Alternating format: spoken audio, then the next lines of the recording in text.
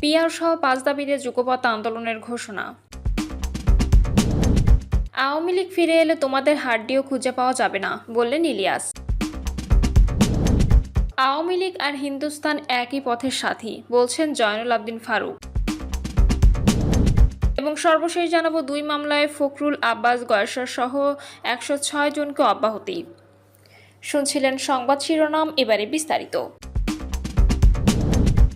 রাজপথ নয়, এখন সময় জনগণের মালিকানা বুঝিয়ে দেওয়ার, বলছেন আমির খসরু। রাজপথের পর্ব শেষ হয়েছে, এখন দেশের মানুষের হাতে মালিকানা ফিরিয়ে দেওয়ার সময় বলে মন্তব্য করেছে বিএনপির স্থায়ী কমিটির সদস্য আমির খসরু মাহমুদ চৌধুরী।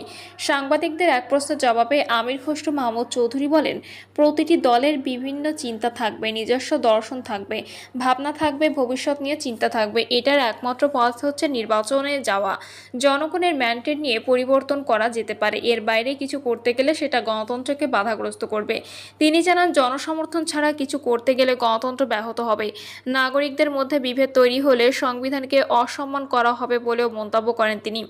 গণতন্ত্র টিকিয়ে রাখতে দলগুলোকে জনসমর্থন নিয়েই কার্যক্রম চালাতে হবে বলে জানান বিএনপির এই নেতা। তিনি বলেন, আমরা বোধহয় রাজপথের পর্ব শেষ করেছি, এখন জনগণের কাছে মালিকানা ফেরানোর সময়। প্রতিটি রাজনৈতিক দলকে জনগণের কাছে নিজ দলের ম্যান্ডেট নিতে হবে। আমির খসরু বলেন, প্রতিবন্ধী ব্যক্তিদের সক্ষমতা বৃদ্ধি ও ক্ষমতায়নের জন্য কাজ করবে বিএনপি। এজন্য আর্থিক, নৈতিক ও মানবিক বিনিয়োগ প্রয়োজন উল্লেখ করে তিনি বলেন, যার যেখানে বিনিয়োগ প্রয়োজন সরকারকে তা করতে হবে। সাবেক এই মন্ত্রী বলেন, বিপ্লবের পরে যেসব দেশ যত তাড়াতাড়ি নির্বাচিত সরকারের মাধ্যমে গণতান্ত্রিক প্রক্রিয়া ফিরে যেতে পেরেছে সেই দেশগুলো ভালো করছে। আর যারা বিভক্তির মাধ্যমে বিলম্বিত করেছে সেই দেশগুলোতে সিভিল ওয়ার চলছে এবং অর্থনৈতিকভাবে পঙ্গু হয়ে গেছে। আমরা বাংলাদেশকে সেদিকে নিয়ে যেতে চাই না। আওয়ামী লীগ আর হিন্দুস্তান একই পথের সাথী, বলছেন জয়নুল আবদিন ফারুক। আওয়ামী লীগ দীর্ঘদিন ধরে দেশকে ভারতের কাছে নথি স্বীকার করিয়ে জাতীয় স্বার্থকে বারবার বিসর্জন দিয়েছে বলে মন্তব্য করেছেন বিএনপি চেয়ারপারসন উপদেষ্টা জয়নুল আবদিন ফারুক। জাতীয় প্রেসক্লাবের সামনে অপরাজেয় বাংলাদেশ আয়োজিত ভারতের কালো থাবা বাংলাদেশের জাতীয় সংসদ নির্বাচন নিয়ে ষড়যন্ত্রের প্রতিবাদ শীর্ষক আলোচনা সভায় প্রধান অতিথি হিসেবে বক্তব্য দেওয়ার সময় তিনি এ মন্তব্য করেন। এ সময় জয়নুল আবদিন ফারুক বলেন, শেখ হাসিনার নেতৃত্বাধীন সরকার দেশের স্বাধীনতা ও গণতন্ত্রকে ধ্বংস করেছে এবং মুক্তিযুদ্ধের ইতিহাস বিকৃত করেছে। 16 বছর ধরে দেশের মানুষকে কথা বলতে দেওয়া হয়নি, অথচ এই সময়ে ভারতের সঙ্গে এমন সব চুক্তি করা হয়েছে যা বাংলাদেশের সার্বভৌমত্বকে প্রশ্নবিদ্ধ করেছে। তিনি মোংলা ও চট্টগ্রাম বন্দর ব্যবহার ও তিস্তা চুক্তি প্রসঙ্গ টেনে এনে বলেন, এগুলো সবই দিল্লির স্বার্থ রক্ষার জন্য, জনগণের স্বার্থের জন্য নয়।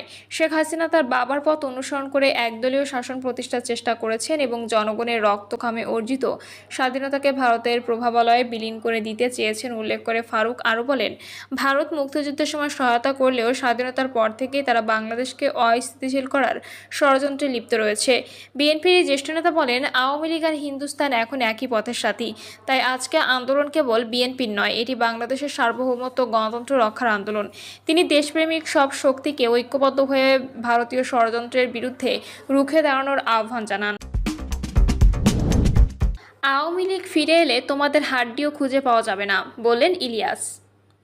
কেউ কেউ আওয়ামী লীগের লোকজনের সঙ্গে মিশে তাদের সম্পত্তি ব্যবসার ভাগ বিদেশে পাঠাচ্ছেন বলে অভিযোগ করেছেন সাংবাদিক ইলিয়াস হুসাইন। তিনি এসব ব্যক্তিদের সতর্ক করে বলেন, আওয়ামী লীগ কোনোদিন ফিরে এলে তোমাদের হাড্ডিও খুঁজে পাওয়া যাবে না। উপদেষ্টা মাহফুজ আলমের উপর হামলার ঘটনায় তিনি লিখেছেন, আওয়ামী লীগ নিউ ইয়র্কে মাহফুজের উপর হামলা করলো, সেটা নিয়ে একটা মামলাও হলো। এরপর গোলাম মুর্তজা দূতাবাসের আওয়ামী কর্মকর্তাদের নিয়ে আইনি পদক্ষেপ থেকে পিছিয়ে গেল। ফলাফল লন্ডনে আবারও হামলা হলো। শক্ত পদক্ষেপ নিয়ে ঘটনার পুনরাবৃত্তি হতো না। অন্তর্বর্তী সরকারের প্রধান উপদেষ্টা ডক্টর মোহাম্মদ ইউনূস আওয়ামী লীগ কী জিনিস বোঝেনি মন্তব্য করে ইলিয়াস হোসাইন বলেন, আওয়ামী লীগকে সবখানে বসায় রেখে সংস্কার চামড়া উঠায় ফেলবে। পৃথিবীর যেখানে যাবে সেখানে তোমাদের উপর হামলা হবে। কদিন পর ইউএন প্রোগ্রামে নিউ ইয়র্কে এসে টের পাবা আওয়ামী লীগ কাকে বলে। গত 5 বছর বহু ঝামেলা সহ্য করে আমরা নিউ ইয়র্কে টিকেছিলাম। তিনি আরও বলেন, আমরা আজকে সব দলের কাছে খারাপ, শুধু আওয়ামী লীগ নিশ্চিহ্ন হোক তা চাই বলে।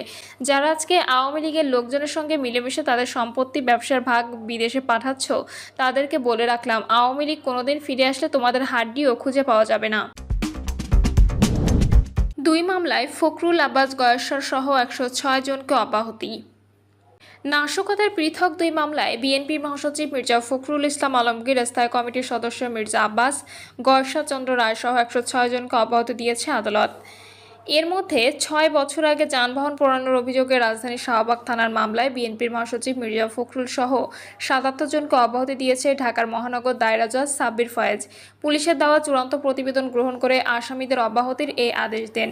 এ মামলায় উল্লেখযোগ্য অপর আসামিরা হলেন বিএনপির vice chairman Abdullah Al Noman, major Hafiz Uddin, senior যুগ্ম মহাসচিব রুহুল কবির রিজভী, যুগ্ম মহাসচিব হাবিবুন নবী খান সোহেল, ব্যারিস্টার মাহবুব উদ্দিন খোকন, খায়রুল কবির খোকন, বিএনপি নেতা সাইফুল আলম নীরব ও সুলতান সালাউদ্দিন টুকু। মির্জা ফখরুল ইসলাম আলমগীরের আইনজীবী সৈয়দ জয়নুল আবদিন মেজবাহ বিষয়টি নিশ্চিত করেছেন। তিনি বলেন, রাজনৈতিকভাবে হয়রানি করতে এসব মামলা দায়ের করা হয়েছে। পুলিশ তদন্ত করে অভিযোগের সত্যতা না পেয়ে তাদের অব্যাহতির সুপারিশ করে আদালতে চূড়ান্ত প্রতিবেদন দাখিল করে। আদালত সে প্রতিবেদন আমলে নিয়ে আসামিদের অব্যাহতি দেন। মামলার অভিযোগ থেকে জানা গেছে, 2019 সালে 12 ডিসেম্বর জিয়া চ্যারিটেবল ট্রাস্ট দুর্নীতি মামলায় হাইকোর্টে বিএনপি চেয়ারপারসন খালেদা জিয়ার জামিন শুনানির জন্য দিন ধার্য ছিল। আগের দিন 11 ডিসেম্বর রাজধানীর শাহবাগ থানার বার কাউন্সিলের নির্মাণাধীন প্রধান ফটকের সামনে দুষ্কৃতকারীরা মোটরসাইকেল সহ যানবাহনে অগ্নিসংযোগ করে ক্ষতিসাধন করে। আসামিরা জামিন শুনানির রায়কে প্রভাবিত করার লক্ষ্যে এবং বিচার বিভাগের চাপ প্রয়োগের জন্য মোটরসাইকেলে অগ্নিসংযোগ করায় পুলিশ বাদী হয়ে মামলা দায়ের করে। পিআর সহ 5 দাবিতে যুগপৎ আন্দোলনের ঘোষণা।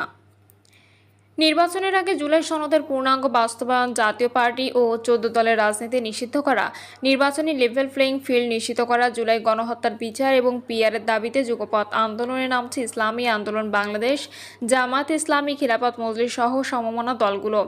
চরমোনাই পীর বলেন, জুলাই গণঅভ্যুত্থানের মূল উদ্দেশ্য ছিল দেশের মৌলিক সংস্কার নিশ্চিত করা, কিন্তু সেই লক্ষ্য থেকে বিচ্যুত হয়ে কেবল নির্বাচনের দিকে মনোযোগ দেওয়া হচ্ছে। এটি দেশের ভবিষ্যৎ রাজনীতিতে আবারও পুরনো অশুভ চক্রে ফিরিয়ে নিয়ে যেতে পারে। চরমোনাই পীর তার বক্তব্যে জুলাই গণঅভ্যুত্থানের পেছনের মূল উদ্দেশ্যগুলো তুলে ধরে বলেন, জুলাইয়ের আন্দোলন শুধু ক্ষমতার পালাবদলের জন্য ছিল না, বরং তা ছিল দেশের রাজনৈতিক সংস্কৃতির শুদ্ধতা, রাষ্ট্রের ভারসাম্য প্রতিষ্ঠা এবং সাংবিধানিক প্রতিষ্ঠানগুলোকে স্বাধীন করার জন্য। তিনি আরও বলেন, বিগত 14 মাসেও জুলাই সনদ চূড়ান্ত না হওয়ায় এবং আইনি সংস্কারের বাধা আসার কারণে আমরা হতাশ। নির্বাচনের পর সংস্কারের প্রতিশ্রুতি বাস্তবায়িত হওয়ার আশা খুবই কম, তাই নির্বাচনের আগে সংস্কারের আইনি ভিত্তি নিশ্চিত করা জরুরি।